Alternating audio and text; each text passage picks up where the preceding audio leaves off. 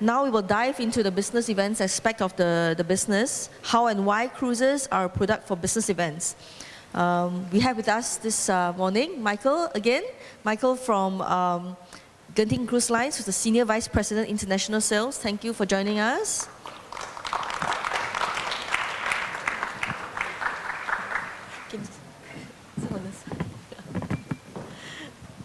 And next we have Farid Taufik, who is the Southeast Asia Director with Princess Cruises, part of Carnival Corporation. He has more than 30 years of travel industry experience and was responsible for setting up Princess Cruises operations here in Southeast Asia.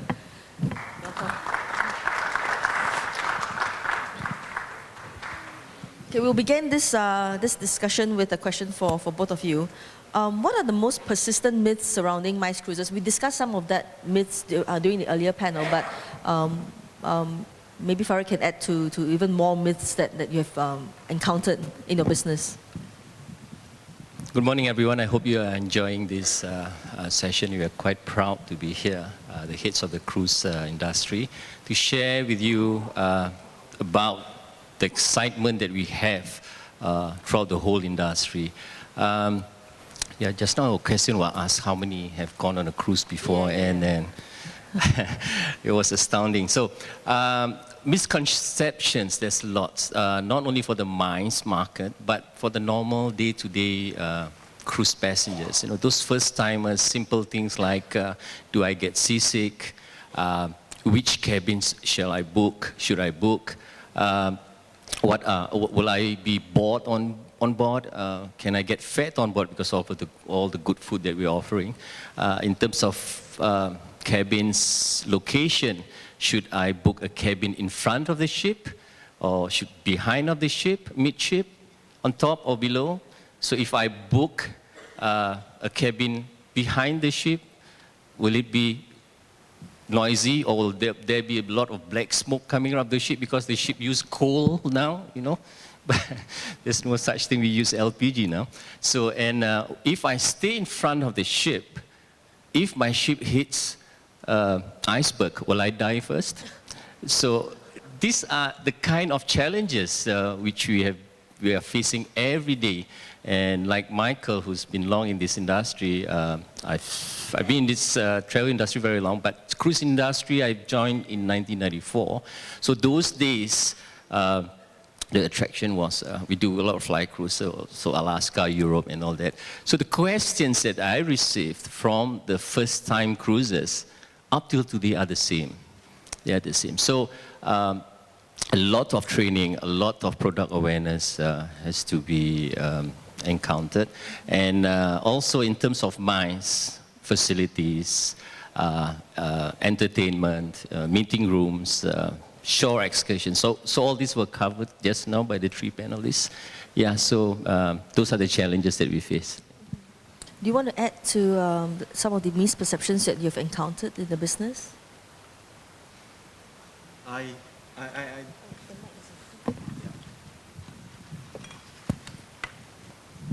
Now, like what Frederick said, quite often people ask, is cruise boring? Is it suitable for cruises? I think those are the ones that actually Frederick have actually said. Now, I mean, I think to us, I think important for our trade and business partner to understand that in terms of the MICE business, the cruising is really the perfect platform because it really caters to all age groups. Then obviously, I think beside the MICE business, people say cruising are for old people, cruising are boring. But if you look at statistics right now, you realize that the cruising passenger, the age are getting younger. Are kind of like average right now is about 45. So it's suitable for family, senior, honeymooners, couples, anything that you think is impossible. They are really the potential profile of a customer. So the misperception over the kind of age group that cruises typically appeal to. So it's not true. It's not true that only old people will go on cruises. Now, Farid, you mentioned also people are concerned about the safety aspect of the cruise and whether they get black smoke in their faces, right? So tell us, what's the reality then, you know, on a cruise experience? The reality is mentioned by Steve this morning just now is that we have taken all kinds of precautions about the environment, and Michael mentioned a lot about safety, and nothing beats the safety of our passengers and our crew. So environmentally, we don't throw our garbage, you know. So like I'm a smoker, so I don't flip my cigarette over the balcony or something. So we are really into that, because if there are no oceans left in this world, there's no business for us. So safety, I remember those days when our ship comes into Singapore. Let's say a passenger has some friends or relatives in Singapore who wants to come join me for dinner on board the ship, right? Now no such thing, you know, only passengers or guests are allowed to board the ship. Yeah, so security is a topmost issue where we really emphasize on. And why do you think these misperceptions of cruises as a product for business event persist? Why? Again, it's the product awareness. Some cruise lines have been here for quite a while. When I started, cruising is for the so-called healthy and wealthy retirees. But the surveys have found out that the age group has gone down a lot by 45. So, for example, my own family, I like to tell this story. I got 3 kids, four boys and 1 girl. So the 2 boys, they are working and all that. So when they first get their salary and all that, the first thing, they want to go on a holiday, because more and more taking holiday is no longer a luxury, it's a lifestyle. So they'll go to your normal place, like they'll go to Bangkok, they'll go to Bali and Phuket. But now it's different. So we have to reach to the millennials. The millennials, they always think that, I told them, why don't you take my ship? You know, oh, your ship is premium, it's boring, lots of old people. All we do is eat and sleep and do the ballroom classes and all that, so boring. So that's where we have to open up, to have to train the market, you know, especially our friends in the travel industry, those are myths and misconceptions. All they have to do is just take a cruise, any cruise, right? It doesn't have to be on a princess ship, but we have so many cruise lines, so many choice and options, whether it's 3 nights, 4 nights, 5 nights, or 7 nights. Then 2 things will happen. Either you love cruising or you hate cruising. So the best is from the travel industry, especially the travel agents, is to match your passenger demographics. There's so many cruise lines in the world. Steve says something about a white box all the way. You got to choose the correct ship. You put your passenger on the wrong ship, and that's it. They will not enjoy it. But it's like you see, dip your toes in the water, try any cruise ship. And I can assure you that everybody will love it. Yeah. And your thoughts, Michael, about why you think these misperceptions persist in the business events? In fact, I think cruising in Asia has been the last 25 years. I don't see there were many misperceptions about cruising. Looking at the cruising passenger that have been increased so many times over the year. But I think what I see today is people seeing the potential of having holiday on board. More importantly, seeing cruise ship as the MICE destination. Now, every time we talk about cruises, we said, oh, we bring you to which destination? But cruise itself is a destination. Now, obviously, I think for the MICE business, I think to the organizer or to the tour operator, you are talking about conducting a business in an environment that is so seamless. It's so seamless. I give you an example. You need only to talk to one person for your MICE event. Your MICE event consists of many things. Consists of conference on board the ship, conference or meeting arrangement, concern about dining experience. Your dining experience can be Jain food, can be vegetarian food, or can be something of your nature. Then you said, okay, when I finish my conference, what else do we do for my delegate on board the ship? Do you have entertainment? Do you have show? What happened? Do I need a master ceremony?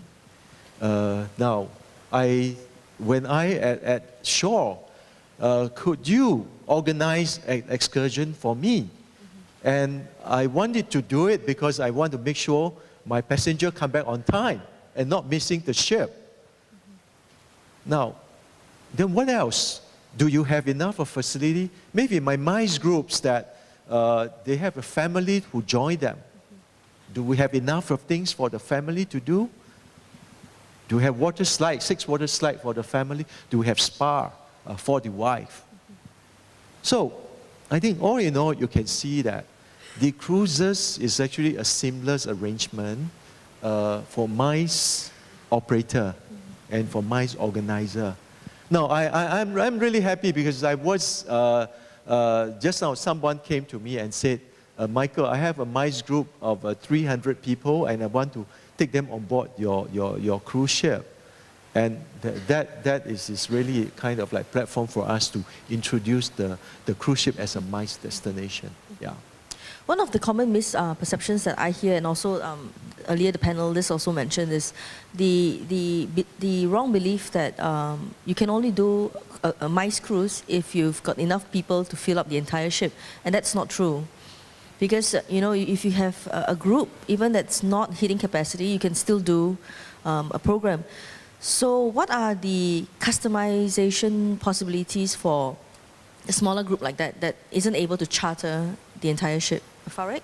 Oh, well, that's another misconception. It's another myth. MICE groups can be a special meeting of 10 packs or 1,000 packs. Okay, of course, charter is the best you can. Charter is smarter. Charter is smarter, right?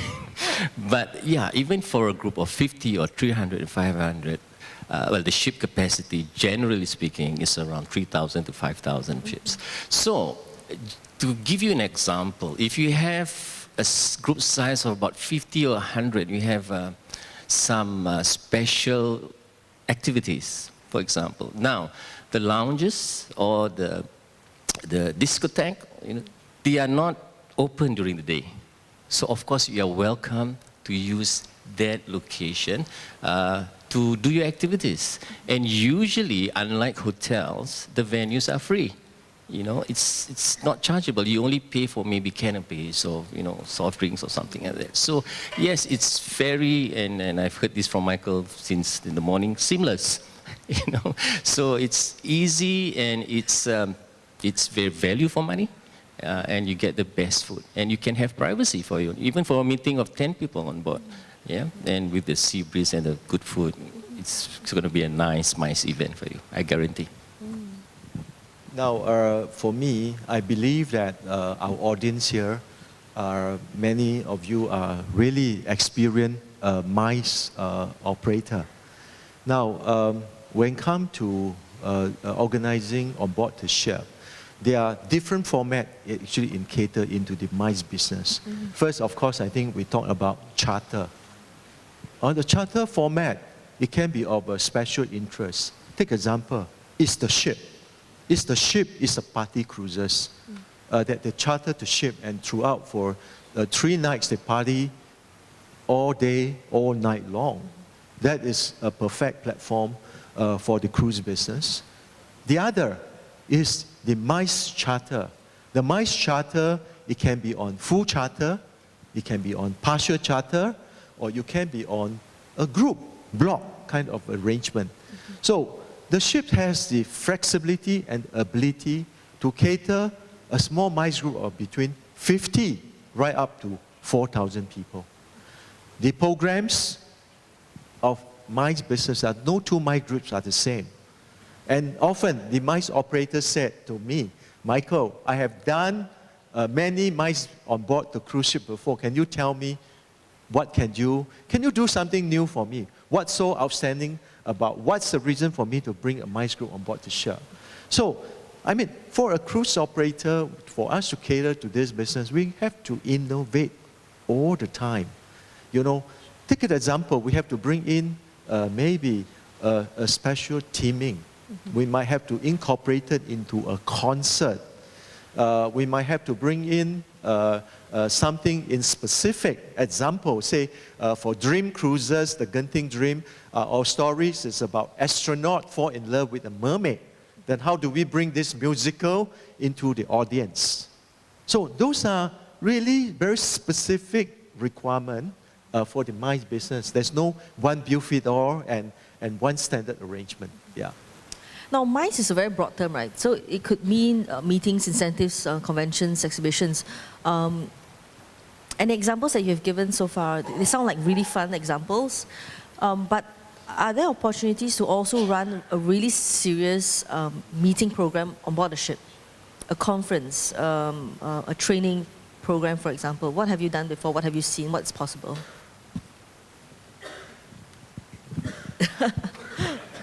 Now, the cruise ships takes thousands of passengers, and all passengers has the right of enjoying the cruises. So it is very important that we, as a cruise operator, we do not compromise the comfort of other passengers who are not on board the ship attending the MICE. The theater must be available when the shows are there. So I think this is a lot about careful planning, smart planning. How do we utilize the facility when they are not in use? And when it's time for other passengers to use the facilities already.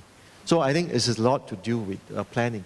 Now, the question of being a serious MICE group, yes, we do have serious MICE group, but I feel that the experience that what we have is, I would say most probably 70%, 80% our business are all of a fun kind of element because that really suits the cruise environment. So, so incentives and team building then? Yeah. Yeah, we do a team building on board the ship. Take an example, on board the Genting Dream, we got the zip line. So I always joke about to the organizer, you know, the lowest performer, you just got to press a button and they disappear forever, you know. I mean, the cruise ships today are built to cater to the MICE business. And this is an important part of the business, yeah. And Farid? Again, about the seriousness of the MICE business. Come on, we guys, most of us are in the tourism industry. So what is tourism? It's supposed to be fun, right? Of course, there's business and there's fun. A good example, I went on a conference on board a river cruise in the Danube. Goodness, that place is beautiful, and how can you be so serious on the Danube River? But yes, they did it on a river cruise ship, and river cruise, as you know, is not huge. You can take in, what, 60, 70, and yet the organizers managed to do that on a river cruise. And it was serious. The organizer were Germans. Any Germans here? No? So it was serious business and good, but once the ship docks, I still remember a nice little town called Passau. And so Passau is one of these beautiful German towns, untouched. And we went on the bikes and walk around town, and that's it, the business is gone. In other words, we had fun. So to be a MICE organizer, you have to be very creative. Now, a cruise ship is supposed to be a luxury and fun ship, and you are supposed to relax. But at the same time, you can conduct lots of serious deals and negotiations. The facilities are all there. The main thing are the participants and the organizers. How creative can you be, right? I know it's tough to be serious when you are in front of the pool with some nice salsa music and all that, but yes, it can be done. It's all in the mind. So my advice is be creative, guys. Yeah, anything can be done on board a cruise ship. I'd just like to add one point. I think in today's business world, we all need to be innovative. I think in terms of the product innovation, where we are building new ship. Now, one of the concepts that I would like to share, I think is about the palace the palace concept on board the Dream Cruises brand. Now, when we developed this concept we call the palace, in our mind was really one of the planning that we had was about the MICE business. Because often the MICE organizer would say to us and said, hey, Michael, you know, when, for this MICE group, I got maybe 200 people that were really the top achiever. You know, and I really wanted to give these people a different kind of experience on board the ship. So this is why we conceptual in terms of the palace means that on board the Genting Dreams, the World Dream, we have that close to 200 suites. And the concept was a ship within the ship. The ship within the ship that they have their private dining, they have their private swimming pool, they have the butler, they have their own kind of a fitness. And they have guests that who actually, our butler that looks after the guests. So now I think these are something that is a story to tell, is a story to sell to the MICE organizer and the decision maker to say that, hey, my requirements are being looked after. You have something that I wanted. Yes, I do not want to do it on land. I want to do it on board the cruise ship. So I think innovation is another important aspect of the MICE business. Yeah. We spoke about how we can use existing venues on the ship and customize it to a corporate group, provided it does not interfere with other guests, and also in the situation where it's not a full ship charter. But what are the other possibilities of customization? Say, for example, dining. We've got all-inclusive dining, but you've got also the special dining, which is paid for. So what are the opportunities for corporate groups to use a unique dining facility, for example, or one of the entertainment activities on board the ship? How do you then segment, how can you plan that differentiation from your regular cruise customers? I think we have to understand our customer. I think different nationality have the different kind of like their lifestyle. Take example, I think for our friends actually from India, I think the vegetarian, the Jain, are kind of important dietary that we must be able to cater to their requirement. Now, I think in addition, for our friends actually from India, they also do not prefer to have early dining. They prefer to have a slightly later. So I think that make it really perfect for us, because in other Asian country, the dining experience, they want to dine as early as possible. So that kind of like a perfect match. So the key thing is we have to understand our consumer behavior and design and tailor according to their requirement. Yeah. Farid? Yeah, in addition, it's like there's so many dining outlets on board. You have your specialty dining, you have your buffet spread, and you have your fine dining. So it's all about planning, planning, and planning. So MICE, it's like, it's all in the details, right? So the cruise ship is like a one-stop point of contact. You can organize your timings, whether it's early dining or first sitting or second sitting, and the dining rooms can usually accommodate to 300 to 500 packs. And for the smaller groups, let's say 10, 20, 50 packs, we can always segregate an area for them. And if you want to have gala dining, it's not a problem. And of course, if I'm on board a 5 nights cruise, by the 3rd night dining, I'll feel, you know, so I like to get my hands dirty at the buffet spread with my burgers and all that. So you have to have variety, and a cruise ship can provide all the varieties that you want. Whether it's Western, or whether it's Asian meals, it can be done. But again, planning is essential, and plan ahead, please. We mentioned also earlier land program requirements, and the cruise companies do have appointed land operators that help plan your land program. So how do you bring all that together for the customer then? Me. Okay, we are so used to handling thousands of passengers. So again, depending on the size, we can always arrange for you. Again, MICE people, they are very experienced. They may have their own shore operators, and the ship, of course, we have our own operators. But remember, if you organize your own shore excursions, anything can happen. Bus can break down. Accidents do offer. Sometimes the elderly, they fall off a bridge. No, sorry, not a bridge, a bus. So you have to take this into considerations. And usually, there's a saying, a ship waits for no man. So if you are late, right, the ship may depart without you. But if you arrange it with the ship, we will know where you are, what's happening, traffic conditions especially. It's very essential. So all these can be organized. And of course, there are requirements about tour guides, French-speaking, Mandarin-speaking, Thai-speaking. So all these can be arranged. And shore excursions are part of the attraction of going on a cruise. Yeah. Michael. Okay. Obviously, we encourage the MICE operator to book with us for a very simple reason. Now, obviously, I think in terms of costing, we will be more expensive than only at the land operator, purely because I think the infrastructure are in place. Now, I wanted to share this because I feel that our friends are from the travel industry, and this is a real-life experience that we encounter.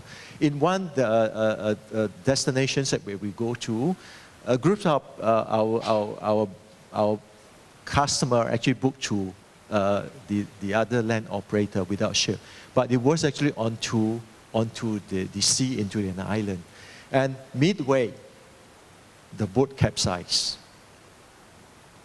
Now, because we're operating the routing, we have our safety team on ready, the rescue teams there, and we rescue the passenger. So imagine that we do not have that, then what will happen to your passenger? So sometimes it's worthwhile for you to pay a little bit more for the safety and the comfort of the guests. And I think one very important is about coming back on time. If you're late, the ship sail off. So therefore, it's worthwhile for you to pay a little bit more to engage the excursion on board the ship. Not because purely we charge you more, but because safety is always number one. So I just wanted to clarify that the accident was by an external shore program operator, but your rescue team happened to be there because it's also a route that you are offering as a add-on. Rescue Okay. the passenger. Yeah. Okay, so if the accident had happened elsewhere, you wouldn't have people there, they wouldn't be able to save. Okay. Exactly. Yeah. Okay, I want you to tell me more about your success stories, examples of what you've done. But before that happens, I've got 2 product videos that I would like to show. So can we play that first?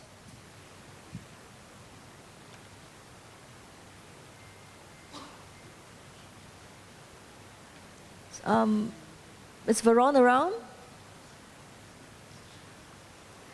Okay, never mind.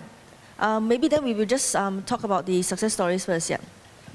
Success stories, yes, after all these years, there's so many. Business has changed, environment has changed.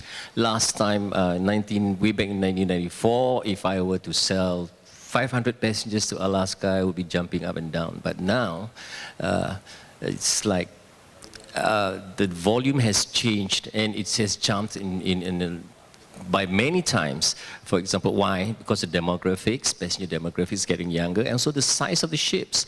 The size of the ships are getting bigger and bigger. So of course, economies of scale plays a role, and we have a duty to fill up the ships.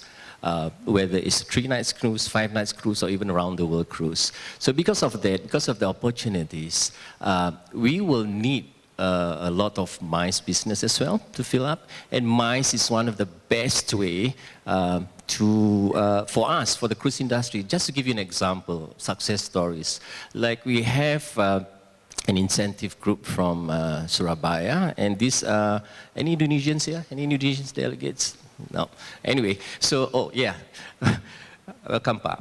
So this group of this incentive group is a group of grocery store owners, right? So they can be from the outskirts and from out of towners, and they have never even seen a cruise ship before. Want more to go on a cruise ship? Well, of course, we're all paid for by the principal and all that. So when they were on board, they came back. Oh, this is what a cruise holiday is, and they are so impressed. And word of mouth will spread much faster than any kind of advertisement. So this is one success story I feel that is good because you're exposing the product to those demographics that have not even seen a cruise ship. So it's a very good, update. Yeah. Great. Okay, our success story started 25 years ago when our founder, Tan Sri Lim Go Tong, set up the first Asian cruise line. Obviously, I think with the perseverance and the team, today after 25 years, we are 25 years this year, then we have becoming the Asia leading cruise line, and then now we are leading into the global cruise lines. Now in the last 25 years, the company have actually built the contemporary Star Cruises brand, and then just 3 years ago, we decided and we realized that there were no Asia luxury cruise line, and we started the Dream Cruises. So we brought the Dream Cruises into the market 3 years ago, and meanwhile, the company have also bought the Crystal Cruise Line. So the Crystal Cruise Line was from 2 ocean cruises, and we have actually built a new line of product, which is the river cruises out from River Rhine, then New River. And and then we have presently 5 river boats. Of the 5 river boats, 4 of them are built from our own shipyard in Germany, the MV Warfen. So we're also becoming the first cruise operator in the world that owns a shipyard. And obviously, I think without that, we're not stopping there. We continue. The MV Warfen is going to build the global class. We'll be joining the fleet in 2021. And what's more exciting news will be coming up next year. Our Explorer Dream will be in Australia and New Zealand. I think that will bring us into the global platform. And we are happy with that. And this is our success story, and we continue to work on that. Thank you. How about an example of a recent MICE group that was on one of the newer ships, maybe? Say, Genting Dream? Yeah. Okay. In the early session, I mentioned that every cruises, we have between 3 to 5 MICE group on board the ship. And we recently tested the Dream, not on the full charter, but kind of like a large groups of 2,300 packs, MICE group on board the ship. And was really a fantastic experience for the cruiser, I think in terms of arrangement, and for us as well. I think when you do a charter basis, it's most probably easy to operate. When you have 2,300 MICE and another 2,000 of others are not on the MICE, can be a challenge, but we are happy that we achieved that. Thank you. Okay. So can we get the 2 videos playing? So I wanted to give all of you a sneak peek into how the cruise, how it feels like to be on a cruise. And we will have Princess Cruises first, and then followed by Dream Cruises.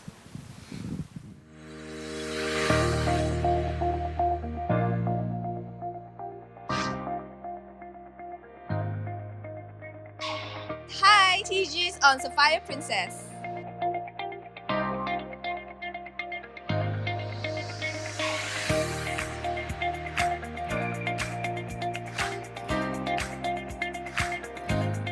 Hopefully with this afternoon's event, they are more convinced that we have the facilities, we have the venue, and we have whatever that you need for a good MICE group to be handled on board.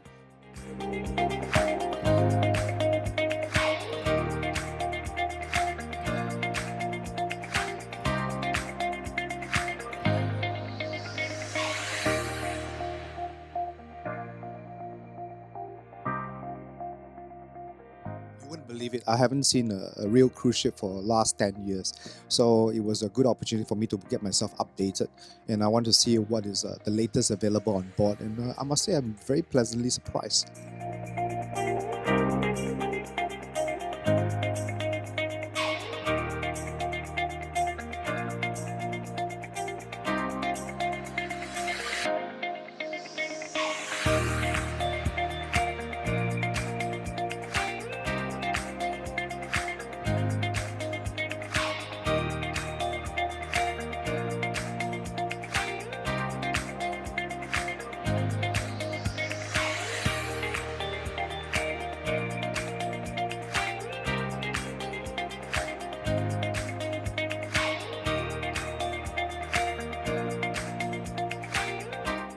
I thought this would be a great opportunity for me to come, and I think seeing is believing.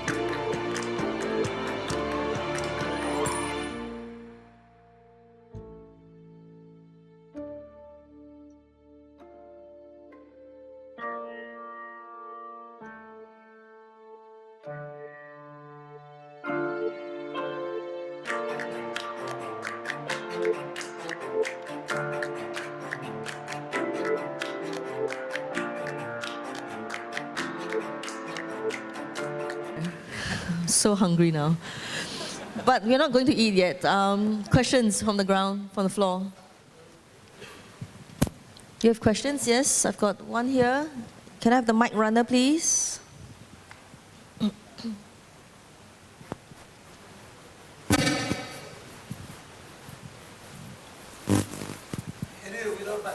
Okay, all right. To cater 4,000 guests, how many stops really you need to have? And total how many square meter the ship is? Just to cater 4,000 setup. For how many again? 4,000? 4,000? So how many, in the thumbs rule, for that how many staff size you need to manage the ship? Okay, we have on board the Genting Dream 2,500 guests, staff, to cater to 4,000 plus passenger. Yeah. Yeah, so the service ratio is actually one guest service 1.7, one staff service 1.7 guests. That's actually considered highest ratio actually in the cruise industry. Yeah. I've got a second question over here.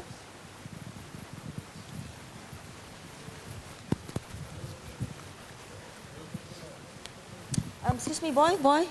Here, middle.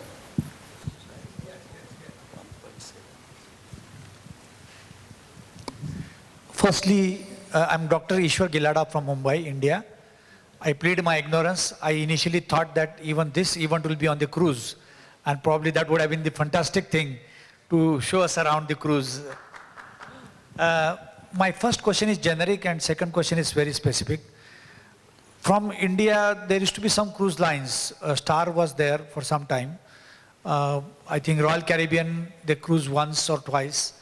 Now, Indian government is opening up to these cruises. If the cruises start from India, then it is saving at least 2 days' time, going and coming back, and also it will save the cost. The specific question is that medical conferences nowadays, they don't want to do only junkets because of the objections from the medical councils of respective countries. So it has to be business plus other incentive activity. So I think there will be great scope where medical people will be interested in going on cruises and doing conference activity, and pharma companies which are supporting such events, they will support through associations like ours, like AIDS Society of India. So if there are such kind of incentives, I think more and more people will be interested. Now my specific question will be, you said you can organize a cruise for 50 or 100 also and 4,000 also. So does the cruise for 100 or 200 cost too much? In that sense, maybe double the cost or triple the cost per person, or how that will work out? Because we cannot organize cruise for 4,000 people, but maybe 200, 300 people we can organize. Okay, so his question is, if he has only a group of 100 people, how will the cost compare versus a full ship charter? Is it going to be very expensive because it's only partial charter? How does it work? Now, in the conventional business, when you have a smaller group, normally the rates are cheaper than the bigger groups. Because I think you basically displace from a different market segment. So I think in terms of costing wise, it varies. I think in terms of, beside being the cruise fare, as well as other related arrangement that your requirement. So honestly, there's no one bill fit all. It's got to be tailored to see to your requirement. Yeah, I may add in the sense that whether it's a full charter or if MICE group of only 50, your question was in terms of quotations or pricings, right? So it all depends on how far in advance you plan, and also depends on the occupancy of the whole ship of that particular sailing. So we have what we call the yield people or the yield department, who's always fighting with the sales department, because we sales department is always trying to fill up the ships for our friends in the industry. Oh, okay, $50 a night, oh, $80 a night, but the yield will say, nah, you know, because your 50 people, let's say, is only paying, let's say, about, asking for about $200 US per diem, but the rest of the ship, you're talking about, let's say, 2,509 people are paying about 300 per diem. So if that's the case, it has to be logical, right? So again, but if usually the ship plans their itinerary, their programs 3 years ahead, 2 years ahead, you know, before the brochures comes out. So if you have a particularly large group, it's very good for you to talk to the cruise people early, right? And then from then, they can work the yield backwards. Right? You see, your group from India only has about 100 packs. So you're only talking about 50 cabins, but there's about another 1,000 cabins on board. So if it's blocked early, we can make all kinds of arrangements and meet you halfway in terms of pricings, because we can make our money from the other 1,990 cabins or something like that. So it has to be a balance. And also you have to understand in terms of onboard revenue. Every ship now, every ship captain now is a businessman. He's no longer a driver of the ship. He has to make sure that every sailing, there are onboard revenues. So what are the onboard revenues? Your casinos, your bars, your shoppings, you know, especially now a lot of cruise ships carry branded items. I know that our ships in China, the Chinese market practically clean up all our shops on board. So there are many aspects about revenue, not only the room side, right? We have the entertainment and the casino and a lot of things. So yes, the moral of the story, talk to us early. Yeah. I've got a third question I saw somewhere. Where is the third question? Okay.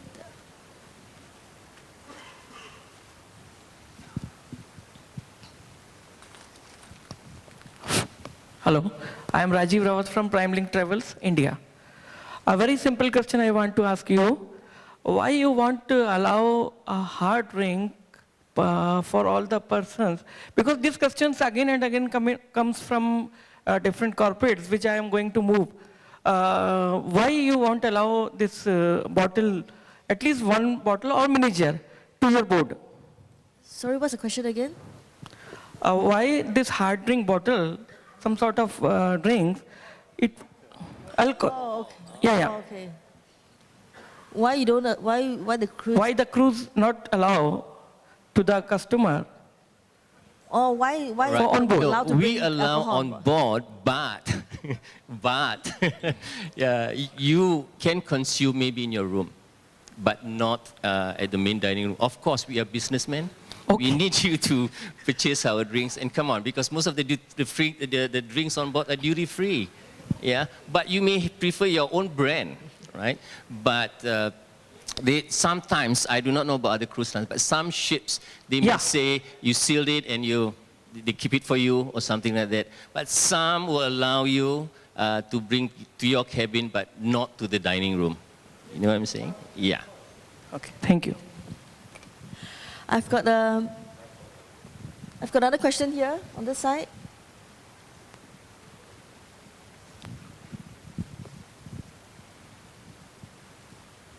Hi, good afternoon. I'm Sudhir from Southern Travels India. My question is basically I am just recently doing about 10 cabins for Golden Princess, Australia, New Zealand. So what is happening is like I actually saw that the client, in fact, he saw some better pricing even after discounting online as compared to what I was getting from the PSA.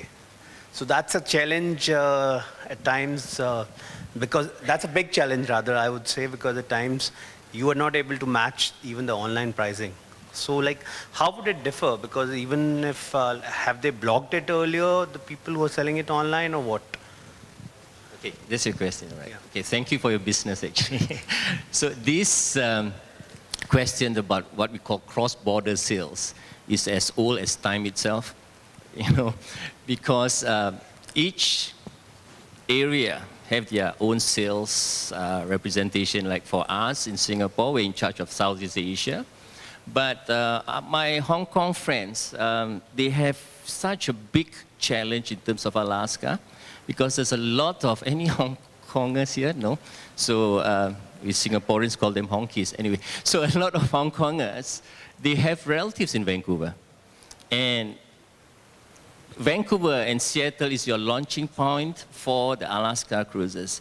And there's like in Florida, your Miami and Fort Lauderdale is a launching point for your Caribbean cruises. So there's a lot of what you call fire sales or whatever, you know, you can't, So these things happen, and on paper, you are not allowed to cross-border. But the world is changing now, right? You can, at the click of the button, you can purchase any offers and all that.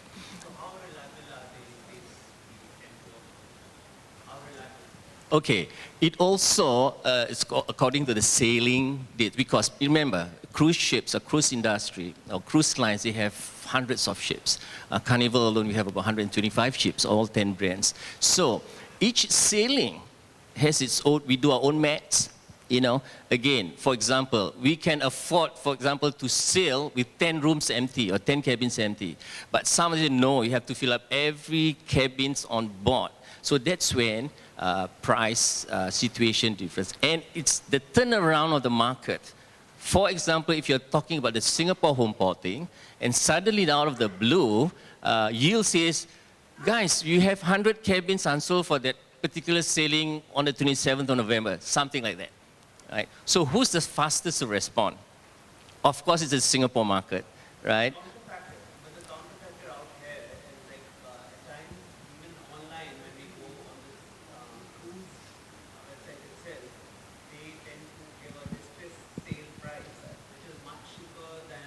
Right. Now, that website is whose website now? The cruise line's website, or is it the travel agency?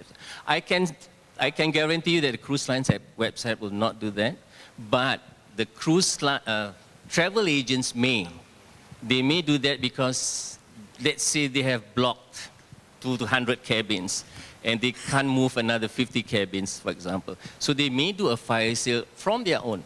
Because to do MICE is an investment. You have to block your cabins, and if you are flying, you have to block your flights, you know. So if you can't move, it's always a big investment. So to recoup their investments, they might do something like that, but it's from their own website. And they can take in bookings from all over the world because, internet, you can access everywhere. I hope I answered your questions. Maybe I explain it on Genting Cruise Line. I think we have very clear policy. Now, what is available in the market must be available to the travel agency and the preferred sales agent. Individual market, they might have their in-market promotion, but it's clearly stated that that's only applied to the local market. So I think with that, it will create and gain a lot of confidence from the PSA who continue to support. Now, the thing is we can't deny the facts that the B2C platform is a really powerful platform, and not only cruise line, the airlines, the hotels, the people, everyone developed the B2C business, but we must have very clear, I think in terms of government policy, to ensure that our business partner interests are being protected. Yeah. Okay, we have time for only one last question. I've got the question at the corner.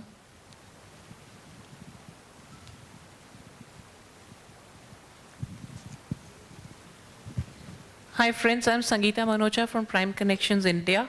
My friend Sudhir has already asked the same question which I was about to ask. So thank you. And another one point comes in my mind is whenever we do Indian groups, we are looking forward to have Indian programs or an Indian cuisine. So do we have availability of that as well? Like on board, if we are looking forward people having a gala dinner, along with the gala dinner, some dance troupe which has to be like Indian. So are we allowed on that? Now, as I mentioned earlier, certain nationality have really very specific requirement in terms of dietary experience. Exactly. So, vegetarian, Jain food for Indian passenger is a must we have on board our cruise ship. Not only a must, we believe we mastered it, and we mastered it very well because many of our Indian passengers told us that we serve excellent Indian food. Fantastic. Now, beside cuisine, I think the others relate to the entertainment. For example, whether or not a Bollywood party on board the ship, in the karaoke, that you have the Indian, good selections of Indian song. Yeah. Those are really has to be looked into to ensure the comfort of the guests. Yeah. All right, thank you so much. Thank you. Great. So we've come to the end of this session. Thank you, Michael. Thank you, Farid, for joining me on stage again.